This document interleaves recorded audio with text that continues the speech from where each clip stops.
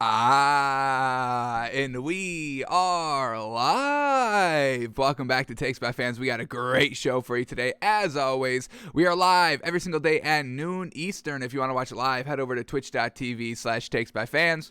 If you want to watch but not live, head over to our YouTube channel, Takes by Fans. We post all of our shows and clips of the show there on a daily basis. And if you just want to listen, we are on podcasting apps, Spotify, Apple Podcasts, Google Podcasts, iHeartRadio. So however you want to watch or listen, we've got you covered multiple ways.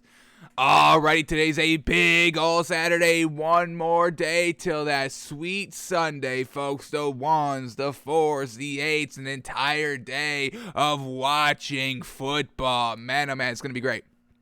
So today on the show, we're going to be revisiting visiting this week's edition of the NFL.com's video that they put out every single week. Scores, predictions, and probabilities and all that. See where our thinking is compared to what the machines are saying. And also when we kind of step through those games, game by game, I want to set some bars this week for some struggling players, struggling teams of kind of what we need to see out of those players and teams this week to see if we can start buying them a little bit more, or if we should start selling some teams that may be on some bubbles. So we'll talk all that through once we get to that video.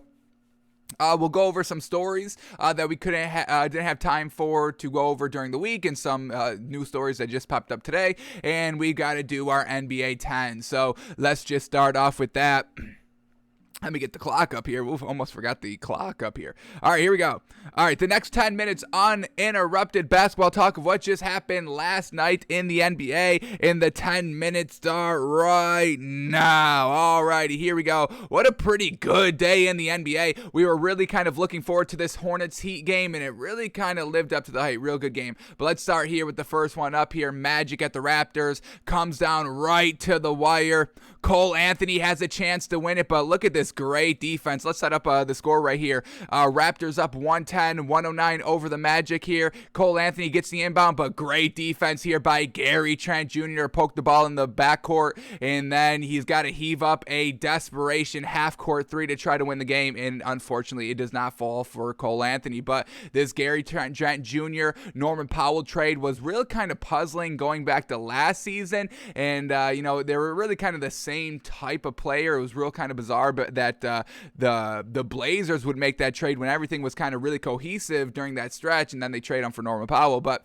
Gary Trent Jr., that trade started to kind of pay off for this Raptors team. He had a great game and had the game-winning defensive play. So let's start here with this Raptors team. Gary Trent Jr., 19 points, 2 steals, 2 assists, 3 rebounds. He was a minus 11 on the floor, but he got it done in the clutch time, so we got to give the man credit. A nice 1-point win here for this Raptors team.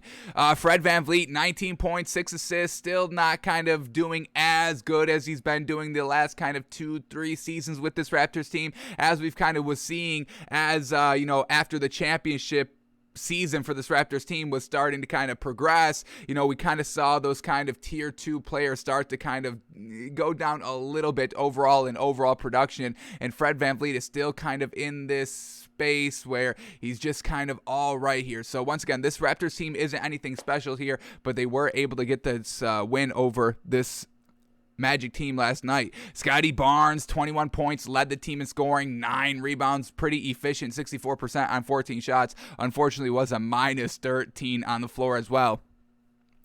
And then we had anything good off the bench here. We got Delano Banton, 10 points, 5 rebounds, 2 assists, 2 steals, a +4 on the floor. We'll take that in 22 minutes. So overall, the Raptors scrapped their way to a nice win here. And then with this Magic team, Cole Anthony just unfortunately comes up a little bit short. Like we saw, 24 points for the man, 5 assists. He was a +16 on the floor, the best plus-minus for this Magic team. And that's what we know. He is kind of their best player. But Mo Bamba truly stepped up big time in this game. 14 points, but 18 rebounds and 5 assists. Going against kind of Precious Achiuwa down low. Mo Bamba getting it done down there. So real solid work here by this Magic starting lineup here. We had Terrence Ross, with 9 points off the bench. Gary Harris with 11 points off the bench. So solid production here by the Magic. Nothing great. Cole Anthony trying his damnedest to really kind of be the number one on this team to lead everybody else here. And he's doing a pretty decent job being competitive in most of the games, but we can't really expect this Magic team to win that many games as what we're seeing right now. But Raptors get the 1-point win, 110-109 over the Magic. Alrighty, Pacers at the Nets, the next game up here, and the Nets get the 105-98 win over the Pacers. Classic Pacers, keep the game close but lose in the end, and that is exactly what this Pacers team is. I mean, at some point, do they move off Domantas Sabonis? I mean, we know that this is kind of their best player on this team. You know, they haven't really figured out how to build around him. I mean, this Pacers team has just been this average-ish, maybe slightly above average, but then doesn't win the games. I mean, we've been seeing the same thing for the Pacers for the last 4, 5, 6, 7, 8, 9, 10 seasons, folks. What are we doing with Sabonis out here? He had 16 points, 6 assists, 7 rebounds, classic Sabonis game. He was unfortunately a minus 23 on the floor. Miles Turner, 9 points, 9 rebounds. He was a plus 11 on the floor. So it's just, what are we doing here with this Pacers team? What are we doing with Sabonis? Is it time to kind of just move off of him and try to do something else? I don't even know what to say about this Pacers team. It's like they're just kind of irrelevant because we know they don't have any chance of really winning any meaningful games. This goes back to last season where, they just kind of missed out in the playoffs, in that kind of play-in tournament. They don't get any good, they don't win that, and they don't get into the playoffs and all that. So they've got some decent pieces off the bench, Jeremy Lamb, Torrey Craig, Brad Wanamaker's decent, but it still doesn't result in wins. I mean, Torrey Craig, 28 points, 11 rebounds off the bench, and they still can't win this game. They still can't put up 100 points in this game. So Pacers will Pacer, truly unfortunate. The Nets with the nice win here. James Harden, struggling to get to the line because of the new kind of rule of calling fouls, driving layups, and all that. James Harden got to the line 19 times this game, and they win. He puts up 29 points, 8 assists, 8 rebounds. Great production there. Kevin Durant, 22 points, 11 rebounds, 7 assists, doing his Kevin Durant thing out there. Efficient as heck, as always. LaMarcus Aldridge doing real solid work here early on in the season. We'll see how long he's able to keep this up. This is kind of what the Nets are truly hinging on now that, Kyrie Irving is probably not playing for the entire season. It's really how far is LaMarcus Aldridge going to take this team, because, if there's no LaMarcus Aldridge, you just have to kind of rely on Blake Griffin to be the 5 here, the permanent 5, and I don't think they can go too far with Blake Griffin as kind of their main 5. So we'll see how far LaMarcus Aldridge, we know he's a little bit older in this league, so, he's getting 28 minutes here real early on in the season. We can probably expect the time and the minutes and the production to kind of just a slight decline as the season progresses. We hope we don't see that. That's just kind of what we are probably expecting to see. And then Joe Harris, he hasn't really been that great so far this season, playing the 2 here. 9 points, 1 of 6 from the 3. When have we seen this by Joe Harris in multiple games like this? Hasn't really been the average or the consistent average Joe Harris that we love seeing. I mean, he was so great last season, always filling in, because last season, remember, James Harden, Kevin Durant, or Kyrie Irving, they got out to a little bit of a slow start, and really, not all 3 were all playing at the same time, and Joe Harris would step in and kind of be that third option for when one of the big 3 was not able to play. And unfortunately here, Kyrie Irving is not playing, so he has to kind of be the permanent 3, and he's just not getting that good production, but they are still decently winning games and being competitive. So if Joe Harris can kind of, turn it on and flip the switch here, I think that could be the key difference for this Nets team as well moving forward. So only time will tell. We'll see how they are going, but another win here for the Nets, 105-98 over the Pacers. And then we get the game that we were probably looking forward to the most last night, Hornets at the Heat. And man, oh man, both of these teams are legit, but this Heat team, folks, absolutely legit, and I'm all about it. So let's start talking about it. And the additions of PJ Tucker and Markieff Morris, folks, this is exactly what this Heat team needed, because we know PJ Tucker's a dog. If you go on Twitter, that video circulating around of, PJ Tucker talking about last season's Eastern Conference conference finals when they were facing the Nets and PJ Tucker was guarding Kevin Durant, and he was like, all right, Kevin Durant will drop 50 on me. I don't care, but I'm going to make him work for it. I'm going to keep bodying him. I'm going to keep playing that great defense on him. And I'm telling the other guys, hey, you take care of business on your man. Kevin Durant, he's going to score. He's going to score. Kevin Durant will score on anybody. He shot over LeBron James in the finals when he was with the Warriors to kind of win the series. He can score over anybody because he's that pure of a shooter and that great of a talent on the basketball floor. And everybody knows that. PJ Tucker knows that, but he's going to make them work for it. How many shots is it going to take for Kevin Durant to get that 50 piece that they need, that Nets team needs to potentially win the game? And we saw, it went to 7. Kevin Durant, foot on the line, just this close of winning that series. But PJ Tucker's defense probably made that kind of slight inch difference in the end. So you got to give the man credit.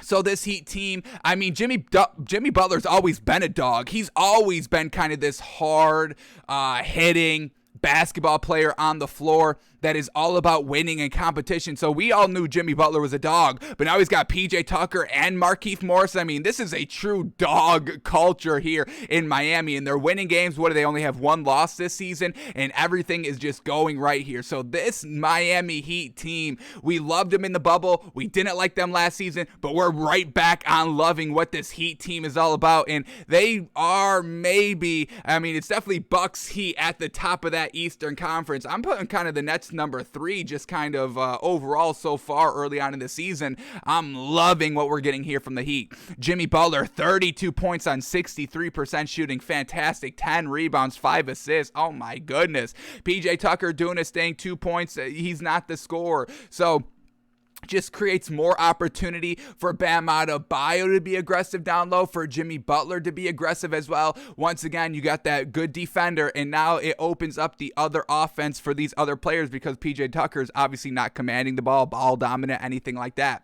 Bam Adebayo doing real solid as well this season. 26 points, 19 rebounds, a plus 18 on the floor in 35 minutes. Sheesh, fantastic out here. Duncan Robinson, I still don't love him in the starting lineup. He's not the best shooter. I don't really love his 3-point shooting. I don't think he's really been that good. He wasn't good last year. He was okay in the bubble, but he hasn't really returned to that form this season. I mean, 2 of 11 from 3, 10 points. He has some solid defense. That's kind of what his main role is a little in the starting lineup. I just don't know if he really should be in the starting lineup, but they're winning games, so I guess we can't knock it too much. Our 10 minutes is up, but we got to keep going here. Duncan Robinson, 28%, 10 points, 3 rebounds, 1 assist, 1 steal, -5 on the floor. Okay. Kyle Lowry, 4 points, real kind of bad game, 20% on 2 shots, 0 of 4 from the 3, but the 6 rebounds, the 5 assists, spreading the floor around, the plus 11 on the floor, the good defense that we know Kyle Lowry's all about. So, I mean, I really like this starting lineup besides Duncan Robinson. Other than that, we love it. But then this bench, folks, Tyler Hero, 26 points, and we're getting the bubble Tyler Hero. We're not getting last season's Tyler Hero, which is great. He's a plus 20 on the floor, 31 minutes, 4 of 6 from 3, 69% on 13 shots, 26 points, 6 assists, 5 rebounds. I would put Tyler Hero in the starting lineup and have Duncan Robinson run the second unit, but that's just what our thinking is, but we'll see what happens. And then Markieff Morris in 19 minutes, 8 points, 3 rebounds, a plus 10 on the floor. Give this team some gosh dang credit, folks. Love what this Heat team is all about. All right, now let's talk about this Hornets team. Still a solid team here. Just unfortunate, you're facing a really great team, and maybe they're just not ready for that quite yet. They were decently in the game, started to kind of get blown out. They made it close in the third quarter, heading into the fourth quarter, but then the Heat closed out fantastically. Gordon Hayward, 23 points, 4 assists, 6 rebounds. LaMelo Ball, only 6 points, shot real bad, 0 of 5 from 3, 14% on 14 shots. He had 6 assists. Kelly Oubre Jr., 17 points, a solid game from him. Mason Plumlee kind of getting wrecked down low. Obviously, 1 point, 5 rebounds. He only played 18 minutes, but he was a -13 on the floor. And then Miles Bridges, 22 points and 8 rebounds. Off the bench, we got some solid production. Cody Martin, 15 points. PJ Washington, 9 points, 5 rebounds. So some solid production there. Just overall not enough to get it done here against this real great shining team that is the Miami Heat. They get the win 114-199. Alrighty, then we get this game up here. Kings at the Pelicans. Still no Zion Williamson for the Pelicans, obviously. So they're all just trying to do their damnedest to try and get wins and stay competitive for when Zion comes back, hopefully soon, so they can, start winning some games and being competitive and trying to kind of make that playoff push. But let's start here with the Kings since they got the win here. De'Aaron Fox, 23 points, 5 assists, 7 rebounds. Raquan Holmes down low, 21.6 rebounds. Always solid here. He was a plus 10 on the floor, the best on the floor. Harrison Barnes, 18 points, 12 rebounds. Maurice Harkless, no points on 2 shots. Just kind of being the nice defender that we kind of know he can be. And then Tyrese Halliburton, 17 points, 8 assists. So overall, the starting lineup really got it done. And then Buddy Hield still playing off the bench here because they're looking to trade him, but he's still playing 29 minutes, a game out here. So we'll see what happens with Buddy Hield and how long it takes for them to, truly trade him away. We know he's in trade talks. Everybody's saying he's not going to be on this Kings team for this entire year, but his trade value still going to go up here. I mean, 20 points, 6 rebounds, 3 of 7 from 3. This is what we know Buddy Hield is, a +4 on the floor in 29 minutes. Real solid work by him. I would like to see this Kings team keep Buddy Hield because he's a real solid, positive piece to this team. I don't want to see Buddy Hield on this team because overall, this team isn't that great and they're not championship contenders. And I think Buddy Hield can be a perfect fit for a championship contender team. So we still have Buddy Hield on the Kings, no trade quite yet. And then Davion Mitchell, obviously the rookie here, not living up to the Mitchell name, Donovan Mitchell, all that. But, he's getting there, 29 minutes. Like we said, he's still a rookie, 5 games in, still struggling a little bit. 8 points on 33% shooting in 29 minutes, only 2 rebounds, 1 assist, 2 steals. So nothing truly great by this man. And, just kind of using him as kind of the second squad unit leader since they have De'Aaron Fox as well. So we'll see what this Kings team can kind of do moving forward and what they do with Buddy Hield. But so far, he's still on the squad and doing really gosh dang good.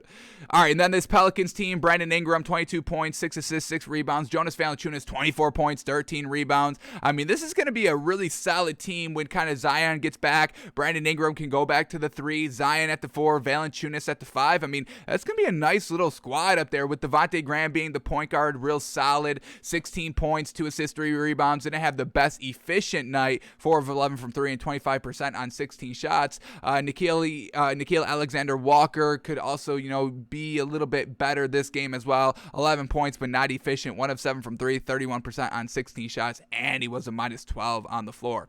But overall, they need to get Zion back. And then Jackson Hayes, we can see a lot of potential in this man. Great athletic talent. Still not truly finding in at how to fit in on this Pelicans team. Truly unfortunate.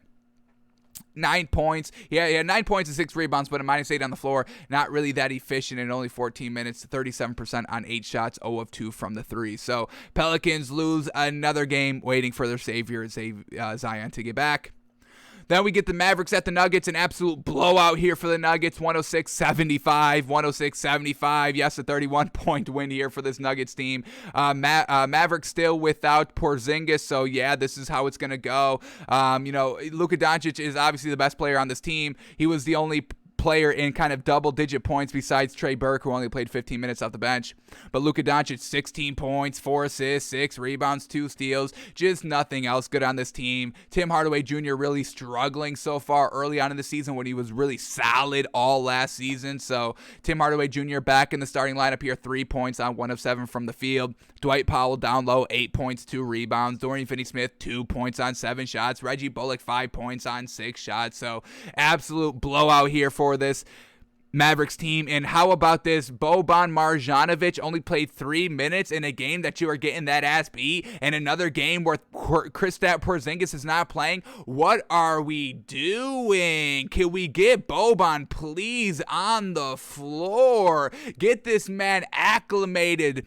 He can be such a great piece to this team. Even coming off the bench, give him 15, 20 minutes. He doesn't need to be the starter. I would like them to see maybe try to get to that starting role, but there's no reason not to play Boban, especially when you're getting that ass beat literally kind of night in and night out. This team is not great, without Kristaps Porzingis. They're not the greatest with them either.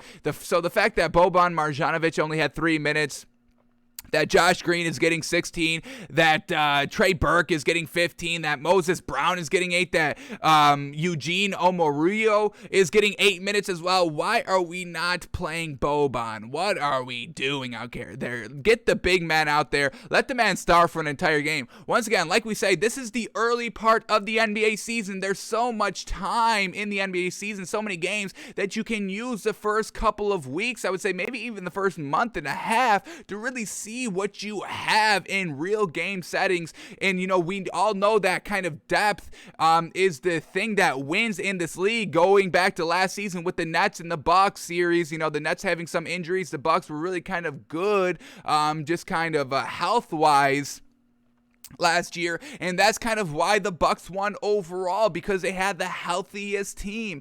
So getting these kind of bench players, role players acclimated more through the early part of the season can help you in the back end in the playoffs here. So Boban still only getting 3 minutes in an absolute blowout loss. I just don't get it. And then the Nuggets blowing out this Mavericks team. Everybody was kind of on par here. Really great scoring production by everybody. Just looking at these minutes totals, everybody's kind of on the bench getting some good minutes here because it was a blowout here. So really just a team win. Nobody to really shout out too great. Michael Porter Jr., 12 points. Aaron Gordon, 13 points. Jokic, 11 points, 16 rebounds. So everybody was getting it done here. Just a blowout because the Mavericks are not that great overall. Struggling to score the ball this season. Then we get the Clippers at the Blazers, and this Clippers team, once again, nothing really great. Not having Kawhi, that's the biggest thing about this team because, Paul George is great, and he's truly carrying this team. He is kind of the number 1 and number 2 and number 3 option on this team, and he is stepping up into that role here. I mean, this is the starting lineup. Reggie Jackson at the 1, Eric Bledsoe at the 2, Paul George at the 3, Nicholas Batum at the 4, and Zubac at the 5. I mean, what are we doing here? I mean, just look at the point totals here. Paul George goes for 42 points and 8 rebounds. Fantastic on efficient as heck, 6 of 9 from 3, 62% on 24 shots, absolutely fantastic. But then we get Eric Bledsoe with 3 points on 6 shots, Zubac 3 points on 5 shots, Batum 2 points on 6 shots, Reggie Jackson 8 points on 12 shots. This is not a scorable offense right there, and they are truly missing Kawhi Leonard, who will not be here for really the entire season. If he comes back, it will probably be in the playoffs, but I don't even think a team like this can make the playoffs as like an 8th seed, and it's not because of Paul George. Like we said, he's trying his damnedest out here, but everything else on this team is not good here. Nobody truly getting it done, so this Clippers team still struggling. They need Kawhi back. They need him back. They're not getting him back.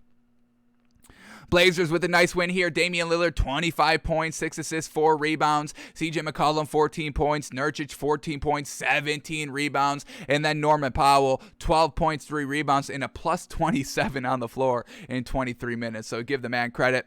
Anything good off here for the bench? Cody Zeller with 9.7 rebounds. We had Larry Nance Jr. with 3 points and 10 rebounds, and Nasir Little, 8 points, 8 rebounds in 24 minutes. So just overall, this Clippers team, I give credit for Paul George, but no one superstar would be able to kind of lead this Clippers team, not like even LeBron James. I don't even think LeBron James, and we all know how great LeBron James is. I don't know if LeBron James, you swap Paul George for LeBron James on this team, and I don't even think LeBron James is carrying this Clippers team to really anything meaningful here. So Paul George is trying his damnedest. Unfortunately, it's just not enough.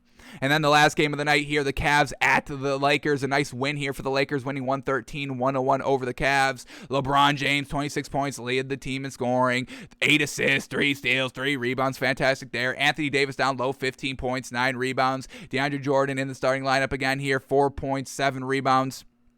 Russell Westbrook, a real solid game here. 19 points, 5 assists, 6 rebounds, and only 4 turnovers on 61% from 61% from the field on 13 shots. We'll take all of that here. So a real solid performance. They got it done in the fourth quarter. Everybody stick together. Carmelo Anthony had a really great fourth quarter, hitting like 3 threes, and really kind of the first one when they were kind of only up like 2 points, he hits a 3, and they are able to kind of retake a big lead because of that. So Carmelo Anthony, we've seen glimpses of greatness by this man for the last 2 seasons here off the bench for the Blazers, and now he's coming here for this Lakers team and doing real solid as well. So very well done. Carmelo Anthony off the bench, 24 points, 5 rebounds, a plus 10 on the floor in only 24 minutes. Malik Monk, Didn't take any shots, only 5 minutes off the bench, but we know we can kind of be great. Was that really it? That was really it for the bench. So a solid night by the superstars of the Lakers, LeBron, Davis, Westbrook, Anthony, all getting it done, and they are able to beat this Cavs team.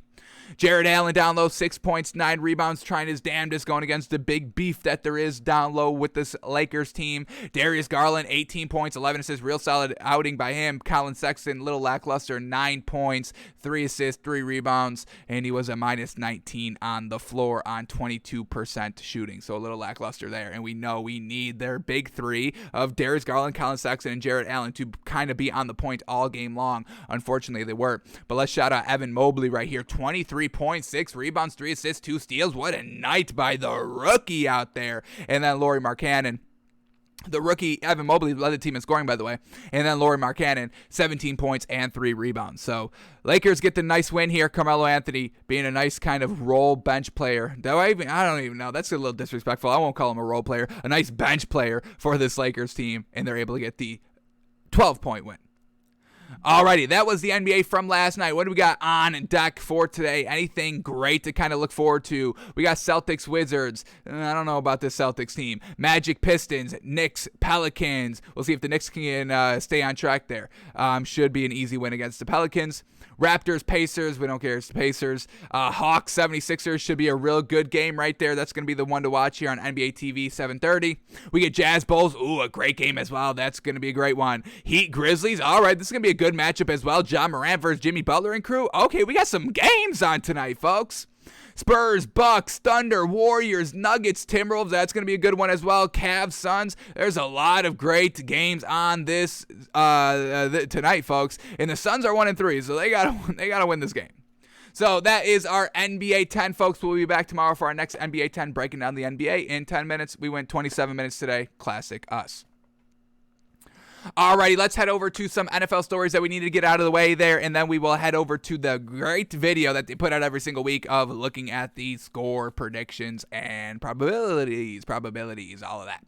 Alrighty, but the first story up here is breaking news. Bears head coach Matt Nagy, he remains in the COVID-19 protocols, and he will not coach for the 49ers, or against the 49ers this week. And okay, we're going to take a look at the line in a second to see if it's moved here, but I think we're going to have a new bet here this week, and I think I'm going to take the points here with the Bears. Matt Nagy is the one that's kind of holding this offense back. We still don't really like Matt Nagy as an offensive play caller right here. So him being out, him not being with the team, he's not going to be calling plays. So who is? We get the Bears special teams coordinator Chris Tabor will assume head coaching responsibility for Sunday's game at Soldier Field, and we'll see if he's going to be the play caller or if they're going to go with just their offensive coordinator to call the plays. It's going to be interesting. But we get Chris Tabor here. Let's see what he's all about here. He's been a coach here since 1997. He was with the Missouri Tigers in the college program as an offensive graduate assistant coach for 4 seasons. They didn't really do anything great there. 75, 8-4, 4-7, 3-8. And then he finally gets his big break in 2008 to go with the Bears, assistant special teams coach for the Bears for 3 years from 2008, 2009, and 2010. The Bears were okay during those years, 9-7, 7-9, 11-5, getting to the playoffs and winning a game and losing another. Then he goes to the Browns for about, 7 seasons here, and we know this Browns team from 2011 to 2017 was never really great. 4-11, 5-11, 4-12, 7-9, 3-13, 1-15, and we know, he's only and then he also went 0-16 for the 2017 season. So, we know this Browns team was never really good, and it wasn't the special teams 100%. It was usually the offensive defense, but special teams didn't help out any. And then he went back to the Bears for the special teams coordinator from 2018 up until present. Got there with a 12-4 record in 2018, lost the playoffs. Then they go to 8-8, losing the playoffs, and then 3-4 this season so far. So he's never really been anything great. He has a career coaching record of 82 and 133, which is just a 38% win percentage, and he's only won 1 playoff game out of 4 tries. So don't really like Chris Tabor, but we don't like Matt Nagy either. And we're getting let's see if the line has changed any. It was Bears +4. Let's see if it's still Bears +4, and it is still Bears +4. And we are going to take Bears +4 out here. We don't like Matt Nagy. Somebody else will be calling the plays, which gives us kind of the green light to bet this Bears team. So this is our official bonus pick this week, Bears +4, because Matt Nagy will not be calling the plays, not holding the offense back, not kind of being real conservative offensively, and not having Justin Fields really kind of show what he can do. I mean, when Justin Fields finally was able to take over, remember, Matt Nagy didn't even really want him starting this season, and he didn't start this season, so Matt Nagy was taking it real slow with Justin Fields, and then when they finally got him out there on the field for a starting quarterback, they were still very conservative with the play calling, not letting Justin Fields rip it down the field, and that's what made him special in those preseason games, letting him do his thing of scrambling out of the pocket, getting him, in motion, and having him kind of throw the ball deeper down the field. They stopped that in the regular season when he finally became the starter. Hopefully, who's ever calling the plays here this week lets the man shine. He just had a 6-turnover game last week. Just let him air it out. Who cares? Let this man learn and get better, and not hold this man back. This is kind of the same situation with the Dolphins. The Dolphins are holding to a back with how conservative they are calling the plays right here. The Bears are doing the same thing here with Justin Fields. So Matt Nagy not calling the plays. We'll take the Bears +4 here. Defense can keep it close with Chicago. Justin Fields hopefully doesn't turn the ball over 6 times, 5-6 times, whatever the official number was, like he did last week against the Bucs. Regardless, they get blown out. Hopefully Justin Fields can have a better game here without Matt Nagy holding him back. Bears +4, our bonus pick of the week. Alrighty, next story up here is Baker Mayfield. He is going to play this week, and this is kind of what we knew. When we initially predicted the lines on Thursday's show, we saw the Browns line at Browns -3.5, which kind of told us, hey, Baker Mayfield is good to go, and then what just broke last night, but Baker Mayfield is good to go. He will be playing. Once again, we can learn from the spread line, folks, and we have a couple of other instances that we can learn from the spread line as well this week. The Texans, they are starting Davis Mills, and we knew that by Thursday when we predicted the line and saw that the Texans were like +15.5, +14.5, whatever it officially was on Thursday. Now it's all the way up to Texans +16.5, and we now know that Davis Mills is starting this week. Tyrod Taylor still needs a couple more days to get right, so probably expect him next week.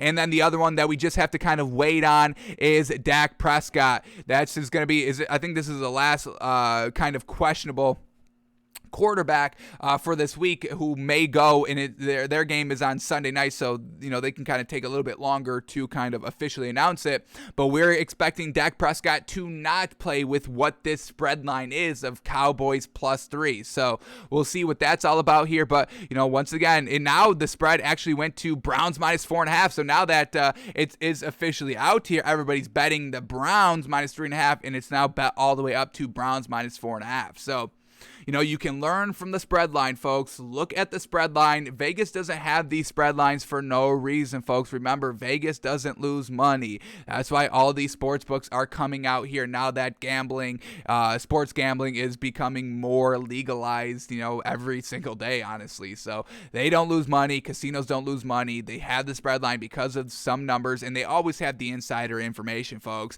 I'm sure Ian Rappaport and Adam Schefter are the last to know to give the information to us peasants over here. I'm sure Vegas and the spread makers, the odd makers, they've got eyes and ears inside the facilities, folks. Let's not be too naive on that. So they know first. We can learn from the spread line, and it's showing us here where we've seen 2 instances so far. We're waiting on the third, but so far both instances they've told us who is starting at quarterback. So Baker Mayfield is good to go this week against the Steelers. Going to be a great game. We'll see how he performs. And when we get to the game, we are going to have to put a bar of what we need to see from Baker Mayfield this week. So we'll get to that. Alrighty, and then we just kind of touched on it very lightly at the end of yesterday's show. Houston has traded Mark Ingram to the New Orleans Saints, which is a little puzzling because this Texans team, they're not great offensively. Davis Mills is really not great so far. Truly unfortunate. And they've got 3 great running backs of Mark Ingram, Phillip Lindsay, and David Johnson right here. They move off of Mark Ingram, so you're going to be utilizing Phillip Lindsay and David Johnson even more, but they weren't really ever utilizing their running game that much anyway. They were rarely running the ball here through the first 7 games of the season, so they trade Mark Ingram back to the Saints for only a 2024 7th-round pick. So basically for nothing right there. They just give the man away. I don't know if I like that 100%. I'm glad for Mark Ingram to get off this bad team and have a chance to do something with the Saints that have 4-2 so far this season. So Houston trades Mark Ingram to the Saints. We'll see what Houston does. Hopefully we get to see Phillip Lindsay more. I mean, that's what I'm all about here. I love Mark Ingram. He's a great runner, a very great veteran in this league, but we do like Phillip Lindsay a lot and kind of thought he kind of got tossed aside out of Denver for no real reason. So hopefully his rushes will increase, but overall the Texans, they don't run the ball. They don't run the ball for 2 reasons. One, they just don't, and the other reason is that they get down big bad literally every single week, so they can't run the ball. You got to just kind of air it out if you want a chance to win the game. So we'll see what happens here with the Houston Texans this week, and we'll see what Mark Ingram can do back on the Saints. But let's talk about this quickly right here. Everybody kind of points on the negative business side of the NFL, of kind of owners making promises and then kind of a couple weeks later just cutting them and releasing them and trading them, all of that. So everybody likes to harp on the they shouldn't be doing that. That's you don't do that to players that you promise and all that. And then, we know the owners can do whatever they want and kind of cut and trade whenever they want. Everybody likes to harp on that. But we also get the good side, the good business side of the NFL. Because we get this, Saints running back Mark Ingram says that the Texans let him know that the New Orleans Saints wanted to trade for him. They, being the Texans, told him if it was any other team, they wouldn't listen to the trade offers, but knowing he started his career in New Orleans, they gave him the option to consider the move, and Ingram decided to go back home. So the Texans went up to Mark Ingram and be like, hey, we got a trade request for you from the Saints. If it was any other team, we would say no, and we would keep you here, but we know, hey, you've started with the Saints. This could be a good opportunity from you. Just between, you and me, we're not really doing the great here this season, and we've got some other good running backs that we can utilize here. We still love your production, and we still love you, but we're letting you know, if you want this, we will do it for you because, this is, we respect you. This is a business, all of that, and we will let you do this. So this is the good side of the business. The Houston Texans taking a win, and the Saints getting a nice, good running back in Mark Ingram who knows the system right there. So, this is the good side of the business, folks. The good side of the bad side of the football business that everybody likes to kind of harp on of, hey, it's a business. Everybody uses that excuse. Hey, it's a business. That's why they cut you. That's why they trade you. There's no promises here. It's just a business. This is the good side of it. So the moral of the story here, Mark Ingram is back with the Saints here, and we'll see if David Johnson and Phillip Lindsay get a more increased role here for this Texans team. But they haven't really been running well anyway. All right, and then we get this. This is real interesting. This came out of nowhere to me, and I don't really like it, but here we go. The Rams and wide receiver DeSean Jackson have mutually agreed to seek a trade partner. The 34-year-old can still run, averaging 27.6 yards per catch this season, including a 75-yard touchdown pass. So, we've seen, DeSean Jackson play very well for this Rams team, but now both sides have mutually agreed. So the Rams are like, hey, we don't really need DeSean Jackson. We've got Matthew Stafford, and he only targets Cooper Kupp. So let's just get something for DeSean Jackson. And DeSean Jackson's like, hey, Matthew Stafford's only going to Cooper Kupp. Can I get the gosh dang ball right here? So this is really interesting. I would have loved to see DeSean Jackson with this Rams team to try and get that ring finally. I don't think DeSean Jackson was on that Philadelphia team when they won it with the Philly special with Nick Foles at the helm. Let me double check. I don't think DeSean Jackson has a ring. Let me double check this. DeSean Jackson, you ever been on a Super Bowl winning team? Does this man have a ring? And for some reason, our Google is not working. So let's bring it up on our phone quickly right here. See if we can get it up. quickly. And now we're going to take a look at what teams could use DeSean Jackson. Which teams could use a speedy wide receiver? Pretty much all of them. This is why it's so bizarre that the Rams are actively, all right, yeah, you want to trade? Yeah, we want to trade you too. You're out of here then. So here we go. DeSean Jackson, does he have a ring here? He left Philadelphia in 2013. He went to Washington. They didn't win a ring. He was with Tampa Bay for 2017, 2018. Unfortunately, he didn't stick around. And then he was back with Philly in 2019, but that's not when they won, right? They didn't win the ring in 2019. They did not win the ring in 2019. They lost in the wild card round. So, yeah, he has never won a ring. This probably would have been his best chance to do so.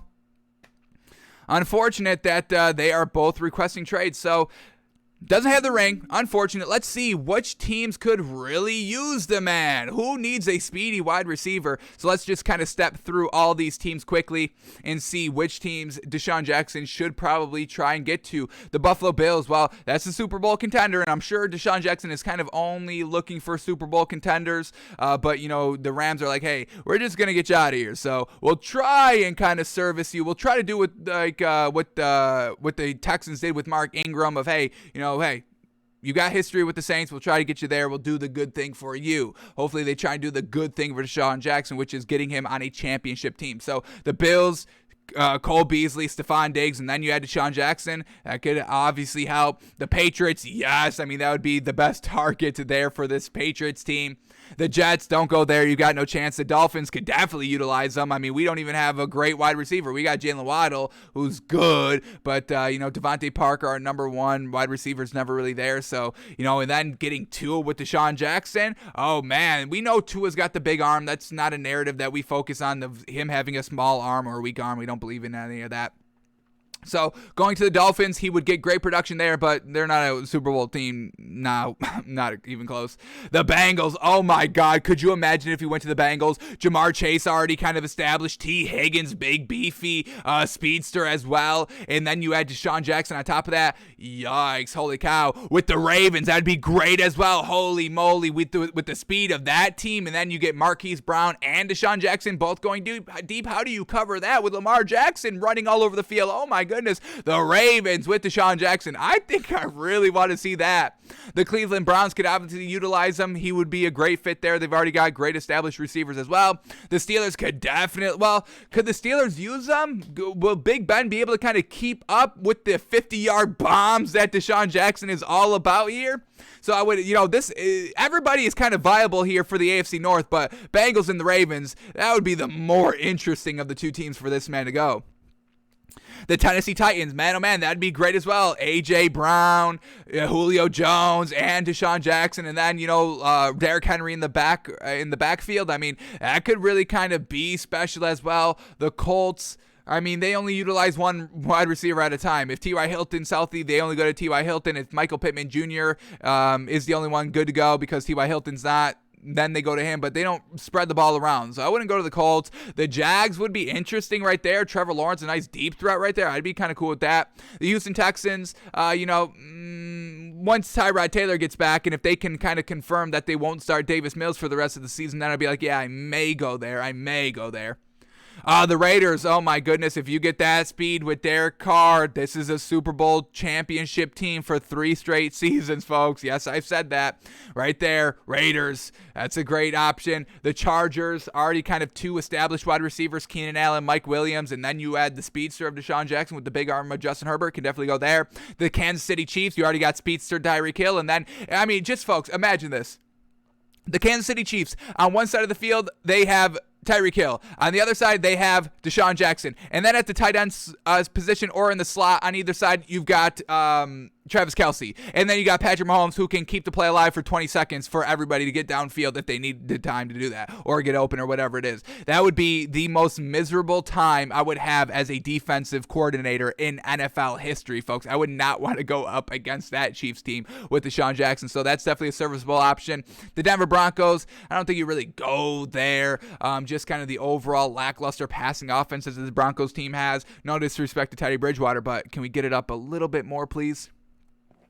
The Dallas Cowboys, man, oh man, once again, the rich could get richer there if he goes there. Washington, I would avoid. Philadelphia, he could go back there. He could go back home. We'll see that. I would definitely got to keep kind of that idea open for that man to go. The Giants, don't go there. They already got Kadarius Toney, but, the offense is so bad, they wouldn't even utilize DeSean Jackson. And I don't even know if the Giants would want DeSean Jackson after what he has done to them in his career of, the game-winning punt return in that close game. What was that, 2008?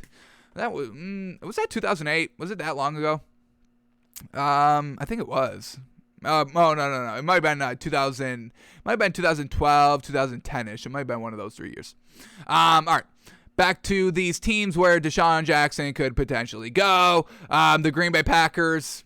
Maybe. Yeah, maybe. I mean, they've already got 3 great wide receivers. Would they utilize DeSean Jackson? I'm sure Aaron Rodgers would love a DeSean Jackson for the speedster. And, could you imagine of all the kind of, drawing the defense off sides, because that's what Aaron Rodgers does. And then you have the free play to DeSean Jackson. You throw that every single time. So that could be great to see.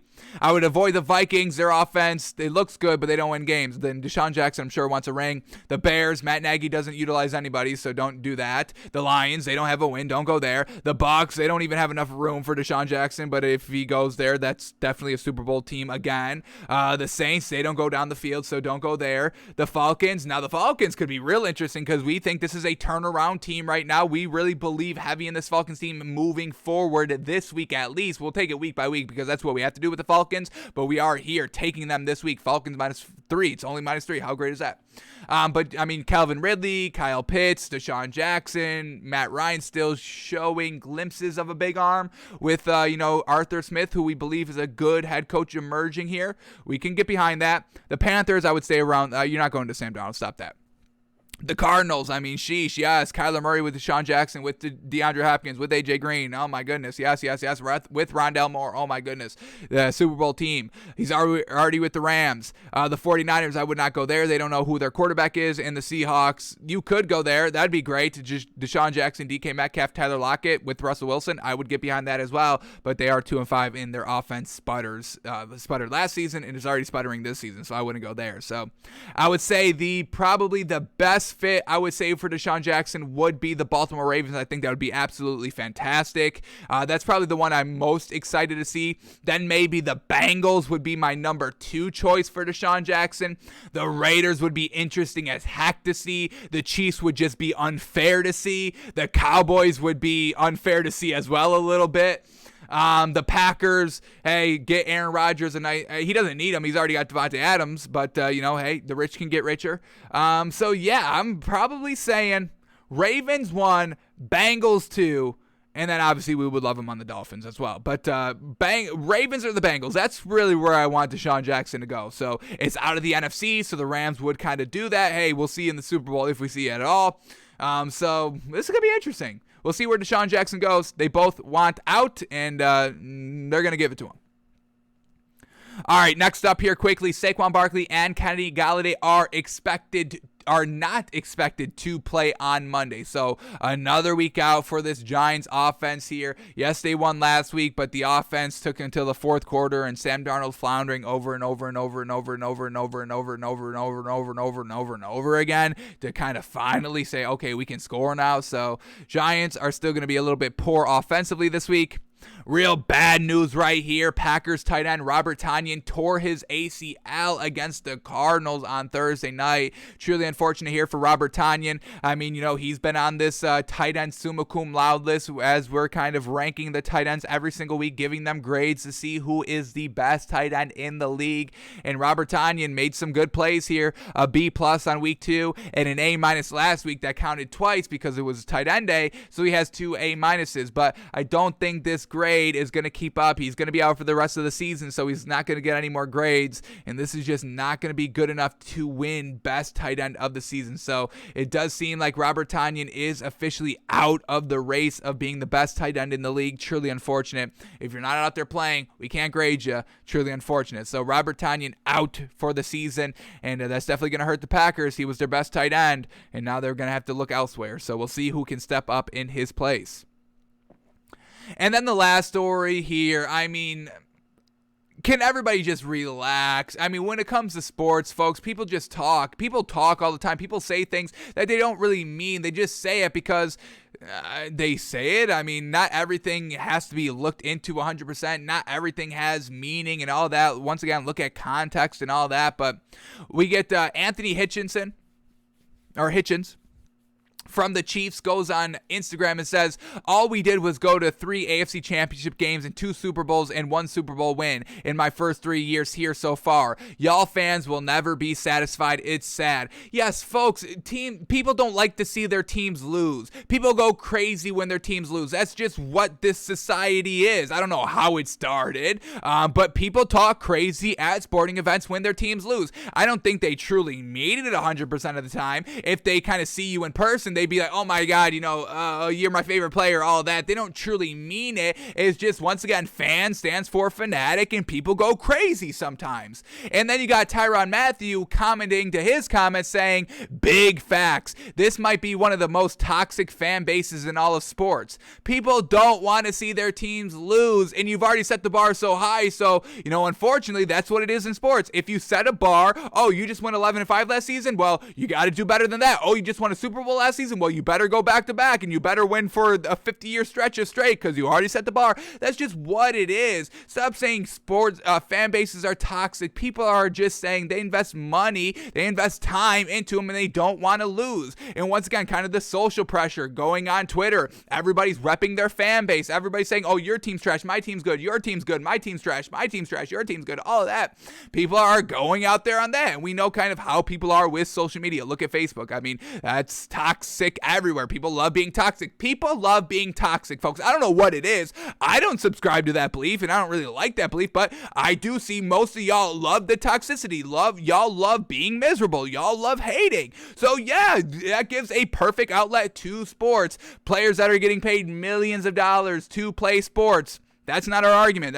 But that's what it is. And people who invest their money, who aren't millionaires, are investing their money to go to the game and buy the jerseys, buy the NFL ticket to watch their team every single week, subscribe to our Patreon, $5 a month to get our inside information on their favorite teams and all that. People invest money in sports, folks. So can we stop it? These millionaires, players right here complain, oh my God, you're never satisfied. Oh my God, the fans are booing us because we've just lost so many games and we were the cream of the crop and now we can't even move the ball offensively and we only put up 3 points and you were turning over the ball and the fans are mad that we're losing this season. Oh, poor us. Relax. I'm sure they don't mean it 100%. People just say things, and we have to start to kind of just realize that people say things. People say things that are wild. People say things that are a little disrespectful. People say things that are obviously not great. And should people say that? No, but they do it. So can we stop just kind of overall, I don't even know what I really want to call it. Can we all just kind of relax a little bit and not kind of look into 100% on what everybody says at all times and every single word that they use? Can we all just kind of relax a little bit? It's the heat of the moment for the most part. Yes, there's the outliers, folks. And please don't get bogged down by the outliers. They're outliers. Stop giving them the attention. But for the most part, people say things in the heat of the moment that they truly don't mean. They're yelling at you on the field. If you came up to them in person on the street, they'd probably, slap you up and be like, oh my God, you're my favorite player. Can I get a selfie? I love you so much. Blah, blah, blah, blah, blah. Folks, they're hiding behind the screen. It's not even hiding. It's just saying things, folks. It's literally just saying things. So hiding behind the screens, saying things. Relax. Stop saying that your fan base is toxic. You're playing for these fans. What are you doing? I mean, you're going to make them even more toxic by saying this because you are actively hating on your fans. What are y'all doing? What are y'all doing out there? So everyone just take a deep breath. It's sports, it's fans, it's fun, it's competitive, it's people repping their squad, it's people spending their own money. Just take a deep breath. Yes, you got the three straight AFC championship games. That's why people are so heavily invested on you, and that's why everybody's going so hard on you because they're like, what the hell are y'all doing now? Why are y'all sucking now? Now everybody's making fun of us because we were good, and people don't like to be made fun of and all that. So okay, some fans are being disrespectful and they're never going to be happy or satisfied. Okay, that's what it is. Have you never seen anybody on the planet Earth before? So I don't know what they're trying to do here. I don't think this is a good look, and I don't even really agree with the sentiment right here. But yes, people are never satisfied. Welcome to the world. Welcome to people. Welcome to humanity. Welcome to society. This is it right here, folks. Everyone just take a deep breath. Everything is not the end all, be all, everything that needs to be focused on 100%. People say things. People say things. What do you want? People talk. People say things. So, I just don't like what they're doing over there in tweeting, but we'll see how they... I mean, if you don't like what they're saying, I mean, get better. I mean, y'all have been playing trash. I mean, y'all have actually been playing trash right here. Like, the fans are kind of have a little kind of credibility on what they're kind of saying about y'all because y'all have been playing trash, folks. We haven't even had the Chiefs in our top 10 for the last 3 weeks. When was the last time that happened? 4 years ago? 4 years ago, folks? So, relax, Chiefs players, okay? Y'all were great. Y'all are still great. Y'all are just losing because y'all are turning over the ball. That's really it. Relax. Alrighty, those are all the stories I just wanted to kind of cover for today as well. So now let's head over to one of our favorite videos that come out every single week, folks. Woof, and once again, it's out this week, so thank goodness.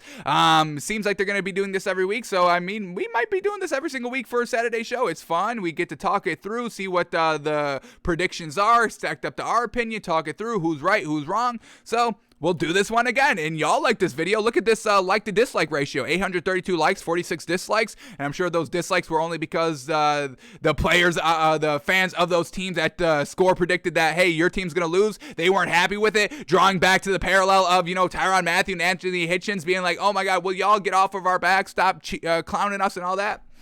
But yeah, this video right here, the NFL Week 8 NFL score projection for every matchup here. So this is kind of where we get to see our thinking compared to what the machines and the algorithms are saying. So if you've been kind of, keeping up with Takes by Fans over here for the last couple of weeks, we've been going to war with the machines on some disrespectful picks that they predicted compared to what our picks are and comparing them to what Vegas put the spread at and all that. We're very big into the disrespect. Don't disrespect these teams out here, folks, by the spread line. So we'll go through every matchup right here. We'll set some bars for some potential matchups as well. Some teams and players that we need to see a minimum bar reached this week to see if we can buy them moving forward and all that. So we'll get to that as the matchups come up here. But let's remind y'all of our picks quickly here that we just made live yesterday on the show here that we have going into this week. So, and we'll see if the machines agree with our picks or not as we go through these matchups. So, our 3 locks are Falcons -3, Titans +3, and Jaguars +4. And our 99% guarantees are Bengals -11, Bucks -4.5, and the Patriots +4.5. So, we'll see what the machines agree with and disagree with as we go through these matchups. So, here we go. Let's roll the tape and start talking about these Week 8 matchups coming up tomorrow in the NFL. So here we go. Matchup up first. Here we go. Steelers at Browns. They have the Browns winning this game 24-20 with the 57 win probability here for the Steelers team. Let's see what the spread probability is, or the cover probability. Cover probability is at 51% because Cleveland was -3.5. We now know it is now at Browns -4.5 here. So we'll see how it all shakes out here. But we do have to set a bar for Baker Mayfield. We set a bar for Baker Mayfield 3 weeks ago. And then he faced the Ravens in a big stinker game. Let me get up his career stats quickly. Then he kind of blows it against the Cardinals. I apologize. The wrong bird team. He struggled against the Cardinals, but we didn't put too much weight into that. There's a sneeze. Jeez, we can move on now. We didn't put too much stake in Baker Mayfield, too much weight in Baker Mayfield's kind of lackluster performance against the Cardinals, again. Just because, the Cardinals are really, really a great defensive team and a team in general. And, we didn't want to put too much weight on that of truly selling Baker Mayfield off of that one performance because he came off of a really good performance against the Chargers. That's a game where we set the bar at. We didn't set a bar for Arizona. Then he didn't play last week. So now we have to set a bar now that we get Baker Mayfield coming back off of a really bad performance. And we need to see if he's gotten back to, what makes Baker Mayfield right for this Browns team. So let's set our first bar of the week. Got our Week 8 bars on our list for the record, all that, writing it down. It's on the video. It's all that. So we can come back to it, right, wrong, whatever happens. So let's have the bar for Baker Mayfield. So here we go. What do we have to see out of Baker Mayfield this week? What do we have to see? Well, I want to see kind of back to like 66% completion percentage. I don't want, what he did, 61%, 45%, all of that. We don't want to see any of that. And we know that he is, he can reach like 65, 66% completion percentage and above. So this is not out of the realm for Baker Mayfield. This is what we need to see out of him, at least 66% comp percentage. I want to see 250 yards, you pushing the ball decently deep against the Steelers defense, which is pretty solid right here, commanding the offense a little bit more, making up for the lackluster slow start that y'all had against the Ravens, or the Cardinals. Geez, I did that, 4 times already?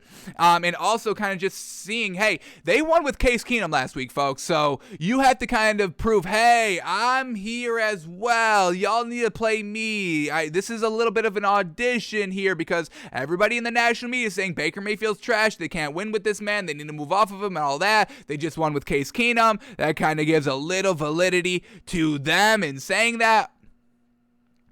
And now Baker Mayfield's coming back and having to truly prove himself. Now, he is a little banged up, a little battered here with the torn labrum and all that, but he is cleared. So you've got to go out there. If you're out on the field, I don't care what your element is, you got to go get it done if you're out on the field. If he was not on the field this week, that'd be fine. I wouldn't really mind that much if Baker Mayfield didn't play this week, ran one more week with Case Keenum, try to get kind of Baker Mayfield as close to 100% heading into next week because, this is still real early on in the season, and this Browns team is kind of at the playoff level caliber team, production needed to get into the playoffs and all that.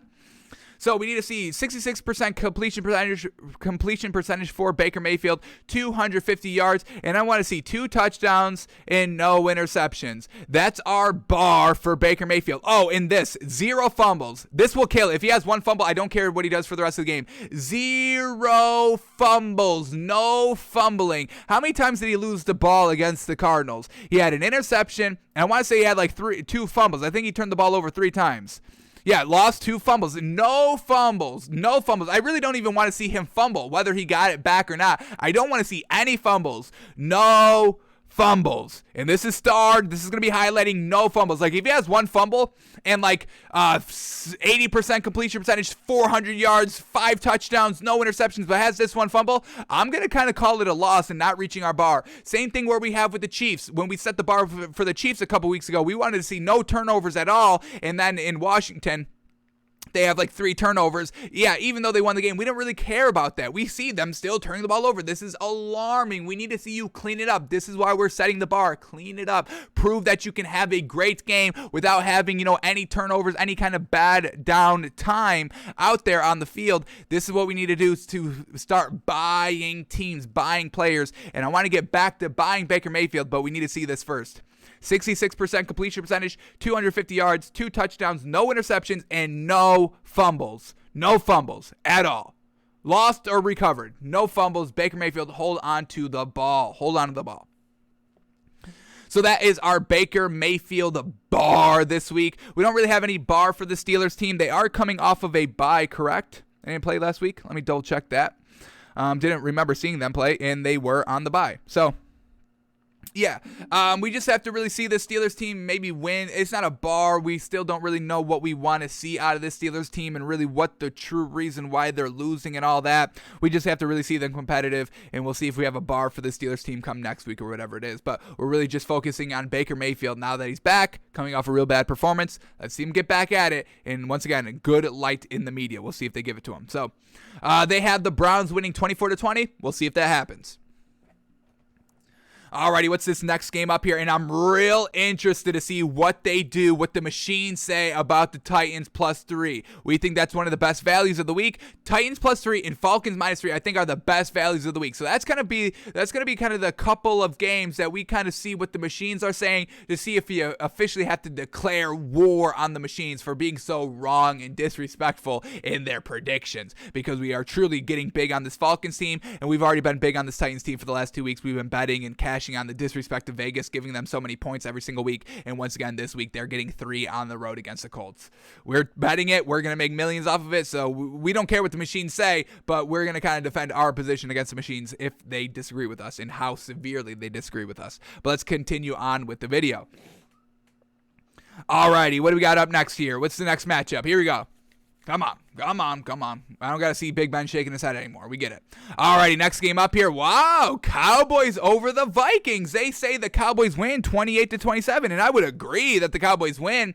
It's interesting to see, if the algorithm had Dak Prescott playing or not, because we are assuming he is not playing. So really interested to see what went into this algorithm, but whatever it is, they say the Cowboys win 28-27 with a 53% win probability for the Cowboys and a cover probability of 51% for the Vikings. Because they had this spread at Dallas -2, and now we know it is Dallas -3 or +3. So it kind of seemed like in the beginning of the week right here that Dak Prescott was kind of initially going to play here by the -2.5 spread, and now it is completely reversed since Dak Prescott is most likely maybe not playing here. So I think this is a little bit of an older prediction right here. We do know that they do make the predictions kind of on a Tuesday or Wednesday. This is kind of where they have the spread line at.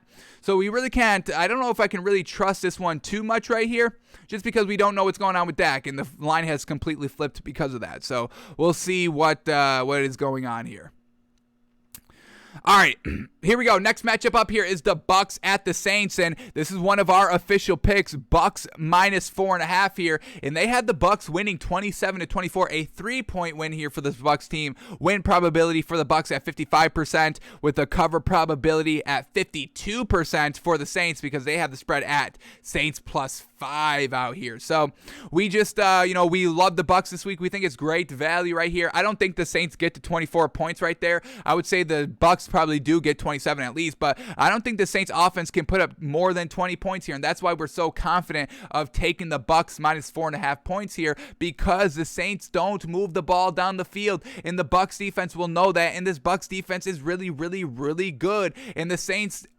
And just looking at these two offenses, the Saints offense and the Bucks offense, we know the Bucks offense is leaps and bounds ahead of the Saints offense. We don't think this Saints offense with Jameis Winston, I mean, his highest throwing passing yards of the season was 220. I mean, this is nothing great, folks. They're not going to get it done against Tom Brady. So I don't think the Saints put up more than 24 points. I don't even think they get to 20. I would say they're between 16 to 18 points overall, and we know that Tom Brady can, put up a 30 whenever he wants.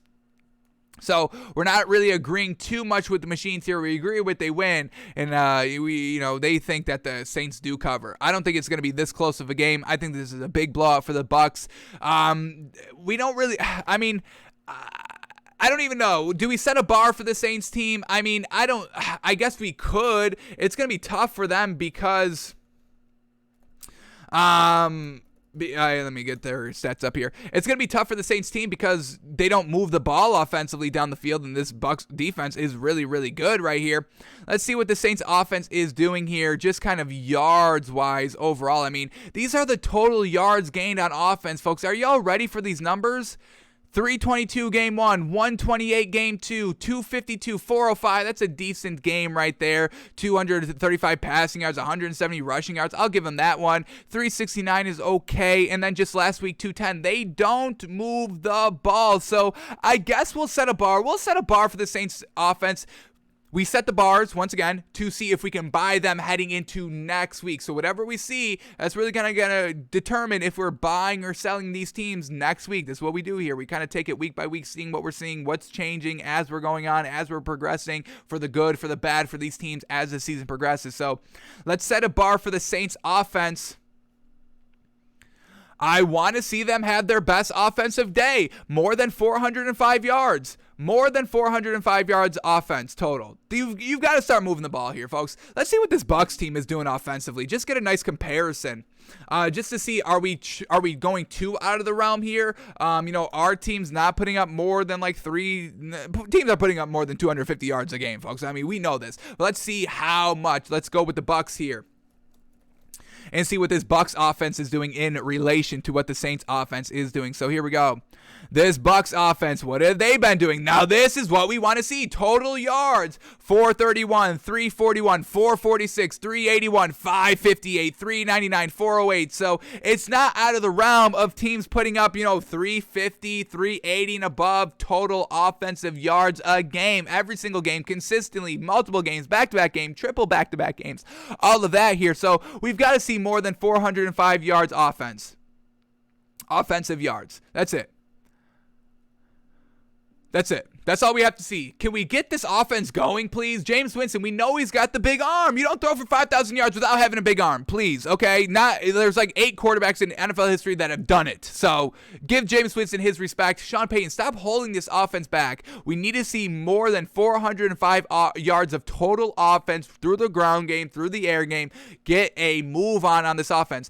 252, 304, 128, pathetic offenses right here. Yes, they're 4-2, so we still give this Saints team overall credit, but like we said earlier this week, this is the worst 4-2 team that there is in the NFL, folks. More than 405 yards of offense, and it's going to be tough because this Bucs defense is good, but the Saints are at home. This is a high-flying offense. You got to match up potential. More than 405 yards of offense if we want to buy the Saints heading into next week. Alrighty, let's keep going here. Let's see what we can get. Let's see what's up. What is this next matchup up? Here we go. We got the Patriots at the Chargers. And another one of our picks this week in our 99% guarantees. Patriots +4.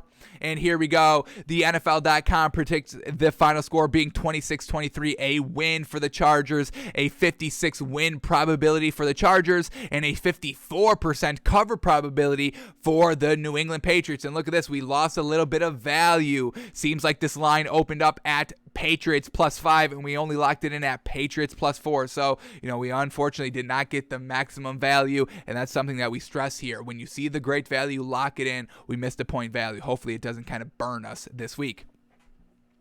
But yeah, this is going to be a really interesting game here for this Chargers team, coming off the bye, coming off of a bad loss, all of that, facing a good defensive team. And this Patriots team, they've been real solid every single game, folks. Their record is not really what this Patriots team is. I think they're a little bit better than what the record is, and I think they can keep it close. We don't really have a bar here. We're not kind of, falling off 100% on this Chargers team because they got blown out by the Ravens. That's who the Ravens blew out. But yeah, this Chargers team coming off the bye, hopefully they can, be good and productive, and Brandon Staley kind of, reins it in a little bit on how aggressive he is in the play calling and all of that. But this is going to be a great game to watch with the Patriots defense. Bill Belichick obviously scheming great here and shutting out the Chargers last season 45-0 and all that here. So we're not going to have any bars here because we still have viability in both of these teams regardless of what happens heading into next week. So we'll see how it goes, and we've just got the pick this week of Patriots +4. We'll see if that pans out. Alrighty, next matchup up. What do we got on deck here? Okay, Chiefs at the Giants right here. We'll set a bar for the Chiefs. This is kind of an open bar. We don't have to say this every week, but it's an open bar, so we'll write it down on the record here. The Chiefs, no turnovers. We will not put this Chiefs back in the top 10 until they have a game with no turnovers. That's what it is. That's the only reason why the Chiefs are losing. It's not their talent. It's definitely not their talent. This is a talented team. Everywhere. Every single piece is talented as heck here, folks. You don't go to 3 straight, basically AFC championships, back-to-back Super Bowls if you don't have talent. And they didn't really, who do they lose from last year to this year, or the last 2 years of this year? Not really anybody. So Chiefs, their bar, no turnovers. It's no turnovers. It's what it's going to be every single week until we kind of see it. And we really kind of want to see it in back-to-back games. But if we get it 1 week, we can start buying them a little bit and then, solidify it, 2 weeks from now. But no turnovers, no fumbling, no muff punts, no interceptions, not losing possession of the football other than a turnover on downs. I'll give them a turnover on downs as a turnover, but no turnovers, fumbles, interceptions, muff punts. Play a clean game. You can definitely do it. Monday Night Football at home against the Giants. Giants have a sneaky good defense, folks. This is a solid defense right here for the Giants. We just know their offense is nothing good. It's not even good. It's not even special. It's not good. It's nothing. It's okay. It's not even okay. It's worse than okay. What's worse than okay? Whatever that is.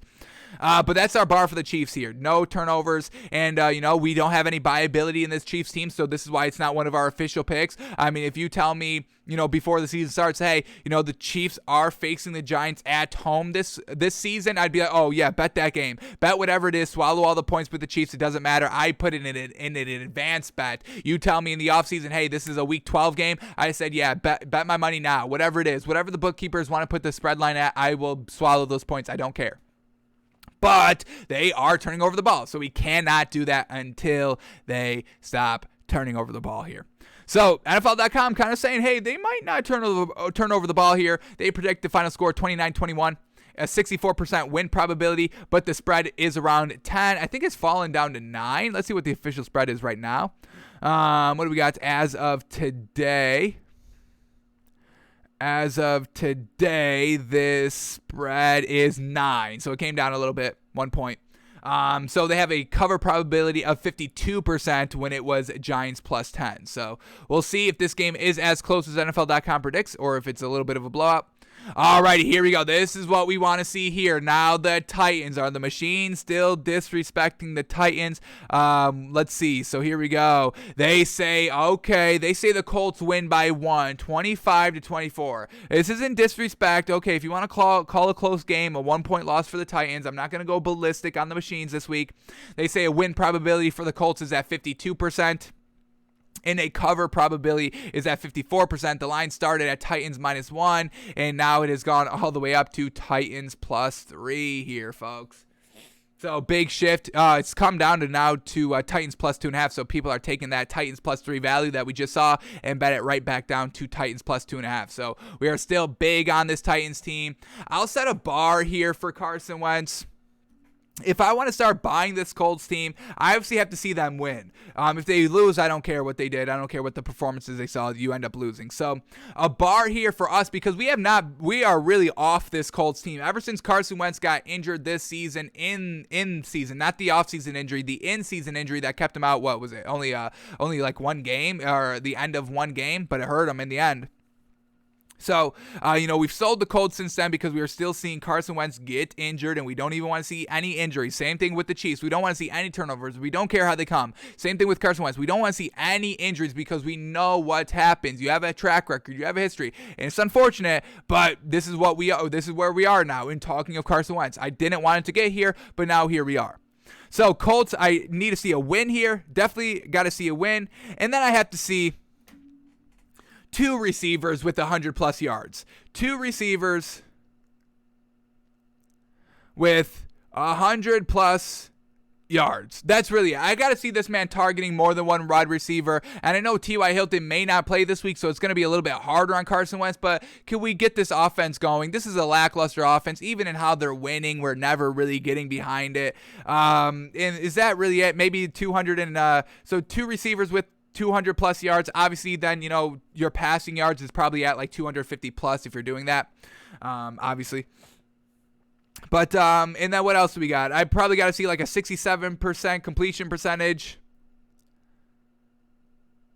No turnovers, 0 interceptions. So it's a lengthy list here for this Colts team, but this is what we have to see. A win, 2 receivers with 100+ yards by Carson Wentz, and then 67% completion percentage and no turnovers. This is what I have to see if I want to start buying this Colts team, if we will start talking up this Colts team. And until they do that, we're not going to really buy this team because this is nothing great here. Not offensively, not defensively, nothing great. Carson Wentz not being better than what Phillip Rivers was last season. And that's really what we were expecting to get from the Colts this year. Carson Wentz doing better than what Phillip Rivers did last season. And so far, he's not even close to what Phillip Rivers is doing in the first place, let alone being better. So that's our bar for the week. We'll let the machines escape. We're not going to go to war with the machines over this one. It's still close. So I just think the Titans win. I don't think we need the extra 3 points that we're getting, 2.5 points that we're getting, whatever you locked it in at.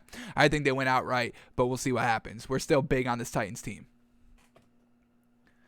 Alrighty. What do we got next up? What's this next matchup up here? Here we go. Rams and the Texans. Alrighty. Rams predicted to win 29-17, a 72% probability right here. The biggest win probability that we've seen so far this week. So if you're looking at just a straight up bet, you'd have to put a lot of money if you want to win anything because it's like a 16-point spread right here. So unfortunate there. But they have a cover probability of at 51% here for the Texans. And now we know the spread line is all the way up to now plus 16. Holy moly. Where NFL.com predicted everything at a 14.5 spread line. So we're good with this Rams team. This should be a nice, easy win for this Rams team because the Texans are nothing good. But, Davis Mills, we're going to set a bar for him because we do see Tyrod Taylor kind of gearing up, ready to go. Just got off IR this week, not ready to quite go and start this week, but look for him to start next week. So we're going to set a bar for Davis Mills this week, and this is a bar for him in order to keep his job. We want to see Tyrod Taylor next week, regardless of really what happens. But if maybe the head coach David Culley is like, all right, if I see something good, maybe we'll stick with Davis Mills for one more week, truly get Tyrod Taylor 100% healthy and all that. So if Davis Mills wants to keep his job, if he wants our endorsement next week to be the starter when it's him and Tyrod Taylor all completely healthy, ready to kind of compete with each other, what we need to see out of Davis Mills is do I dare say win? I'm not going to put a win here, but I have to see some real great stats. Way better than what he's been doing. So you've shown that you can throw 67%. Oh my God, he's throwing 72%, 71%? Really? Wow, he just threw 71% last week on 32 throws, but only under 35 yards. So, okay, this is what we need to see. This is what we need to see right here. 72% for 312 yards. You've shown it once, and you only lost by 3 that game, and you had the commanding lead in the first half. You just kind of blew it at the end. So this is what we need to see. I'll lower it a little bit. 70% completion percentage with 320 yards plus. What did you do? Oh, 3 touchdowns, 0 interceptions? You've done that before? Great. Do it again here. Do it again this week. 3 touchdowns, 0 interceptions. That's what we need to see out of Davis Mills this week to be like, all right, let's give Davis Mills maybe one more week. He's still a rookie here, still only 6 games under his belt here. Let's not go crazy overboard, but if you've shown it once, you've got to do it here. I know it's tough. You're at home against this Rams defense, which is a really good defense here, but Tyrod Taylor's really good, and he got you the first win of the season, the only win of the season so far under Tyrod Taylor. So we need to see Davis Mills at 70% completion percentage, throwing more than 320 yards, 3 touchdowns, no picks. If he doesn't reach that, we're begging for Tyrod Taylor, even though we'll probably still be begging for Tyrod Taylor even if he does accomplish this. But we digress. We will give him the benefit of the doubt here if he accomplishes this, but it's going to be tough. It's going to be tough for him, but that's what it's supposed to be. Tyrod Taylor can do that, no problem. All righty, next matchup up here. What do we got? Looking forward to what they say about the Falcons. That's going to be really the last one that will go to war with the machines over. But this next matchup up here is Dolphins at Bills, and they predict this game being... Let me get it up here. Had to go back a little bit. Here we go. They predict the final score 31-17 Bills over the Dolphins. A 74% win probability for the Bills. Wow, even better than what the Texans just had, and they were at 72. So, wow, they're saying this is the most surefire win here this week so far. I don't know if I agree with that. I think that's a little disrespectful. Division rival with, the Bills coming off of a bye. Maybe they kind of lackluster, a little flounder here. Maybe they slept in a little bit too much here and they're week off. We'll see. But they predict the final score to be 31-17, a 74% win probability here. We're not going to set a bar with Tua. I mean, he's great. We see it every single week. It's not Tua, folks. It's the rest of the offense. It's the defense not being good here.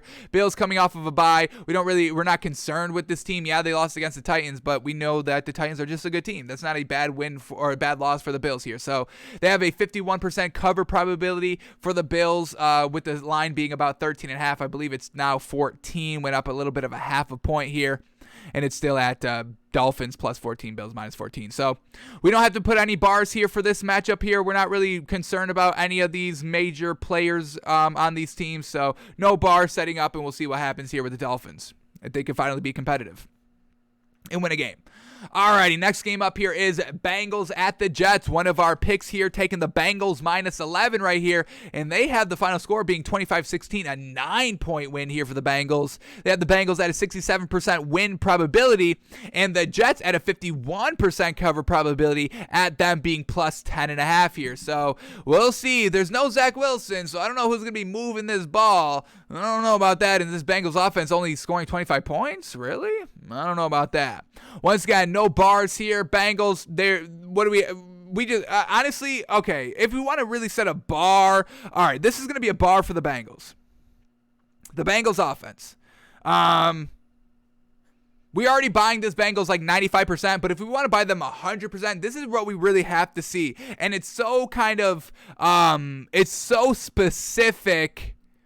I don't want to call it nitpicky because I'm really not nitpicking here, but this is really what I want to see just to see if y'all can do it because I'm seeing other teams do it. So what we say about this Bengals team, they're just kind of using big plays to kind of score the points and get back in the game. Remember, against that Ravens team, that was still a close game for the majority of it until they had those breakout plays. So I want to see this Bengals team score consistently on medium long drives. Score consistently on medium long drives. I don't care if you have a big play here and there, but I want to see y'all move the ball first quarter, second quarter, third quarter, fourth quarter, going on some drives, 50, 60-yard drives here, solid kind of 7 to 12 plays, moving the ball down the field, scoring touchdowns, getting points. I don't even care if they have to settle for field goals, just getting and moving the ball down the field consistently, not relying on shot plays to finally open up the offense or to win the game or anything like that. I want to just see solid movement down the field throughout the entire game.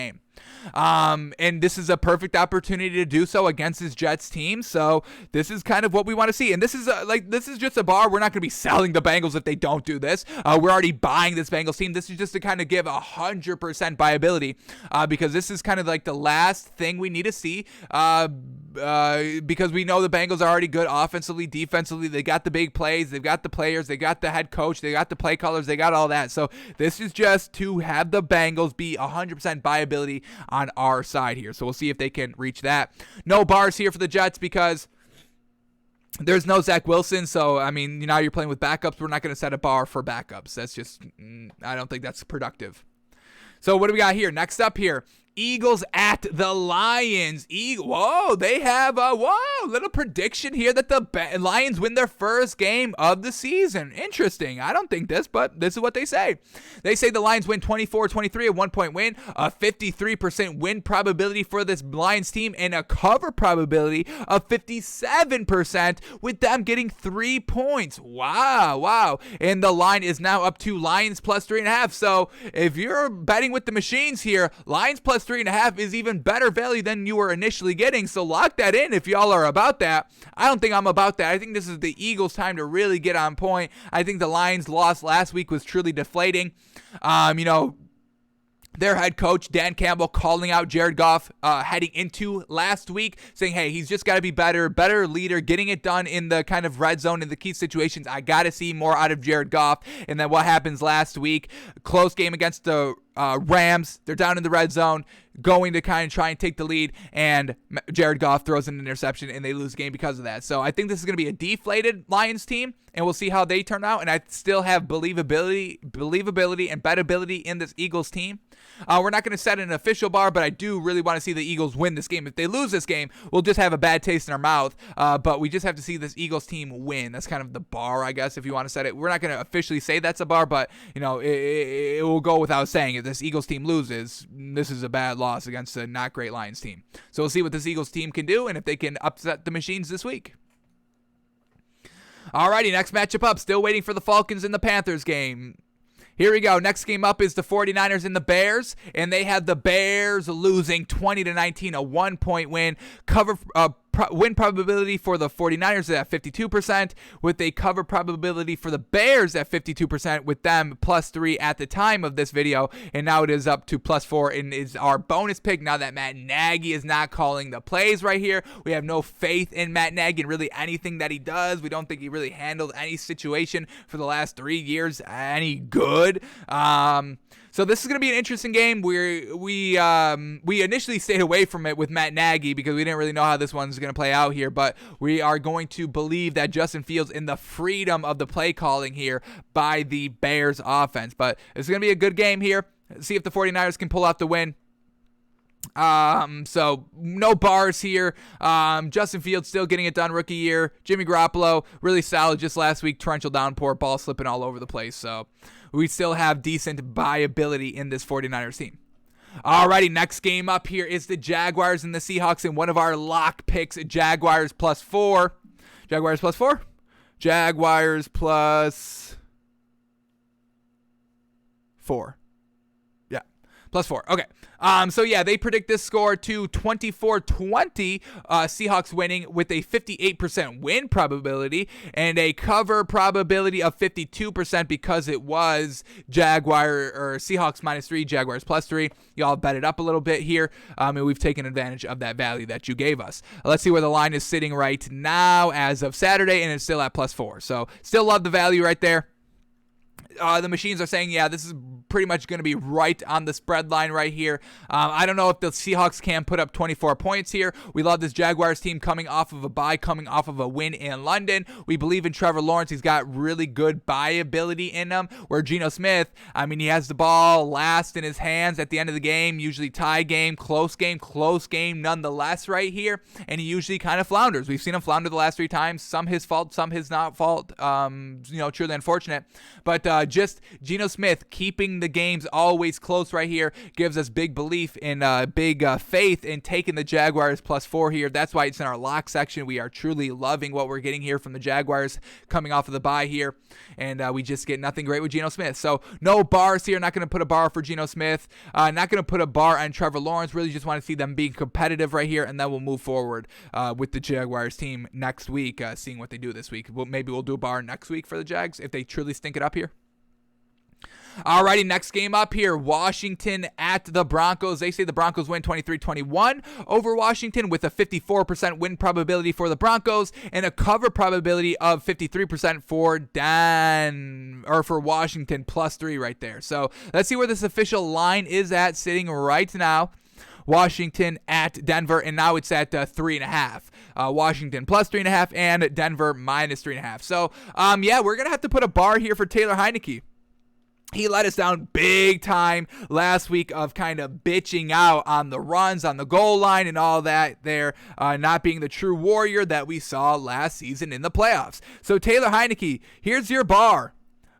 Be the gamer. We have to see him be the gamer, bruh. We got to see him, diving for the pylon, sacrificing his body on 4th and goal, fourth and 1, whatever it is, QB sneaking up the middle, getting that push, being kind of a big presence out there, even though, he's not the biggest, beefiest quarterback in the league, obviously, but we have to see him be the gamer. Go for it. Dive for the pylon. And if he starts doing this game, we'll give last game, we'll just kind of put it out of our memory. It was just a bad game overall. That's not who he is 100%. And we can start buying Taylor Heinicke again because we really just kind of sold him 100% given his last week performance. So if he wants to get back in the good graces over here at Takes by Fans, be the gamer. Sacrifice your body. Dive for the pylon. Yes, you may get hit. Who cares? Take the hit, walk it off, shake it off, and get back in the huddle and be the big leader, be the gamer for this squad, and lead by example. So that's what we have to see by Taylor Heinicke. Be the gamer. We can't really put it into context, but we'll know it when we see it, and we will break it down on Monday and all that when we review the game to see if he achieved our bar of being the gamer.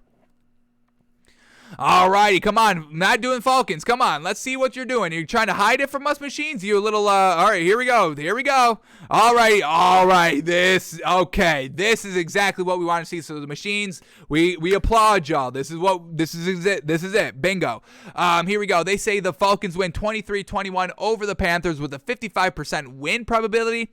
Cover probability is not going to be there. 52% for the Panthers because they are +3 in a 2-point win. This spread is still Falcons -3. I don't think the Panthers get this many points, and I do believe the Falcons can put up more than 23 points right here. So I'll give credit to the machines right here for saying that the Falcons win. I'll give them credit for that. Not going to go to war. This is exactly kind of what we wanted to see.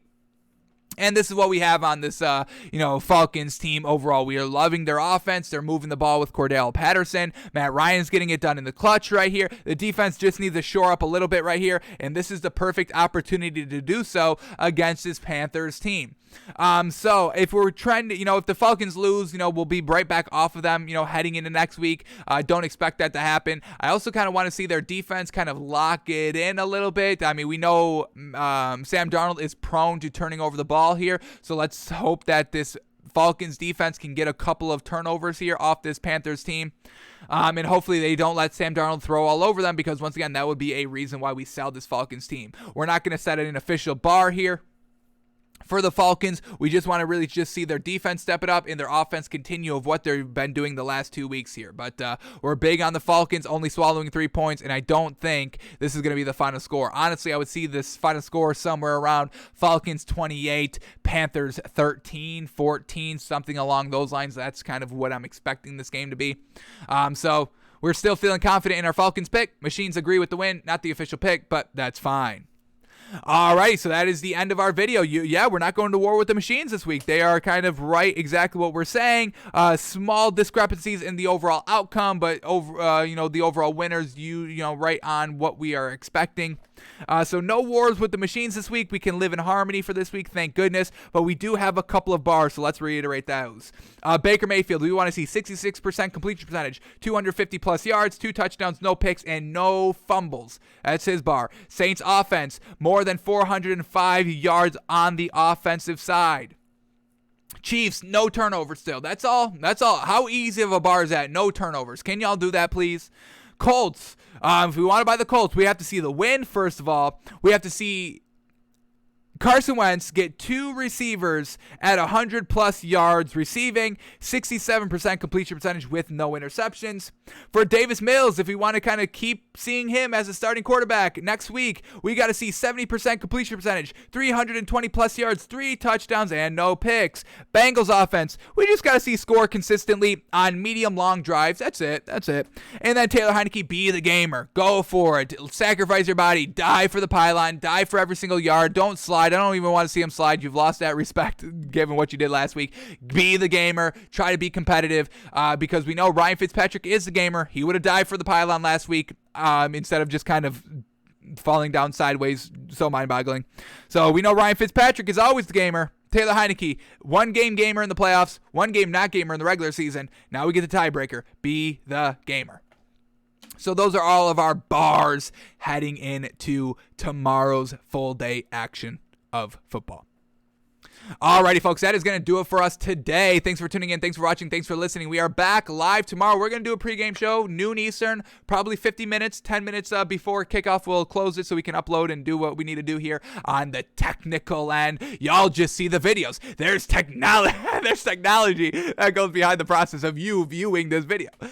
So we'll be back live tomorrow, noon Eastern, talking, final thoughts, finals in and outs, all of that, last second best bets, all of that, and just talking it through. Pregame show, last final thoughts, last time to speak before the games play out, and last chance to get everything on the record. So we'll see you live tomorrow, noon Eastern. Hopefully you'll join us, and we'll see you then, folks. Have a great one. And we got college football to watch for the rest of today, so enjoy that as well. Alrighty, folks.